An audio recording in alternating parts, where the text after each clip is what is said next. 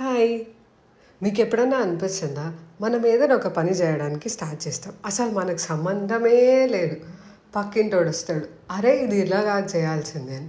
మన పాత ఫ్రెండ్ ఎప్పుడు అసలు వాడికి సంబంధం ఉండదు మనం ఏం చేస్తాం. ఆడొస్తాడు, ఆడ చెప్తాడు ఇట్లా కాదురా పోయి చేయాల్సింది, ఇంకా మంచిగా చేయాలి, అసలు వాళ్ళు ఎవరో చేశారు చూడు దుమ్ము లేపినారు. సరేలే ఏమో మనం అట్లా ఇట్లా అనుకొని మాట్లాడతా వేరే చేసేకపోతాం.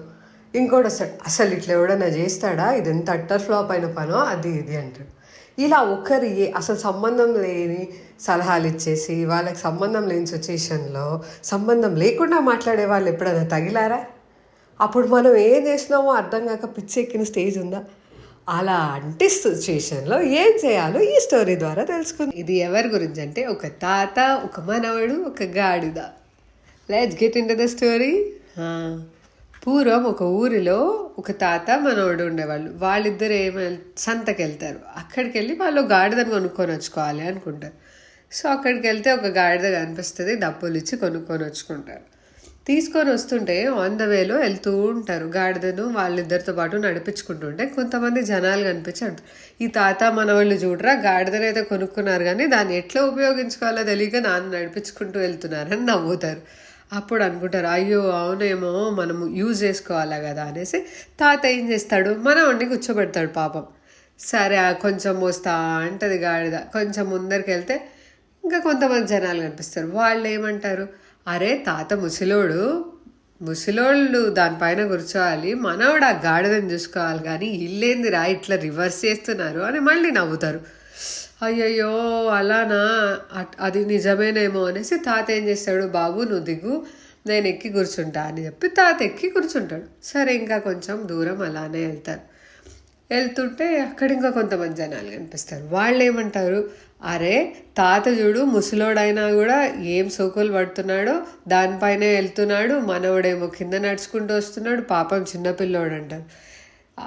ఆయనకేం చేయాలో అర్థం కాదు. సరే ఇద్దరు ఎక్కి కూర్చుంటారు ఈసారి గాడిద మీద. ఇంకా కొంచెం ముందరికి వెళ్తే బరువు ఎక్కువ అయిపోతుంది కదా పాపం గాడిదకి, అది ఈడుస్తా ఉంటుంది. అలా వెళ్తే ఇంకా కొంతమంది జనాలు కనిపిస్తారు. వాళ్ళు ఏమంటారు, అరే వీళ్ళకేంద్ర బుద్ధే లేదు, పాపం అంత చిన్న గాడిద మీద ఇంత బరువు పెడుతున్నారు అని నవ్వుతారు. తాత అవును కదా నిజమేనేమో అనుకుంటాడు. అప్పుడు సరే వాళ్ళ దగ్గర ఉన్న పెద్ద కట్టికి గాడిదని కట్టేసి వాళ్ళు రివర్స్లో ఇలా కాళ్ళు కట్టేసి మోసుకొని పోతారు ఇద్దరు తాత మనోడు.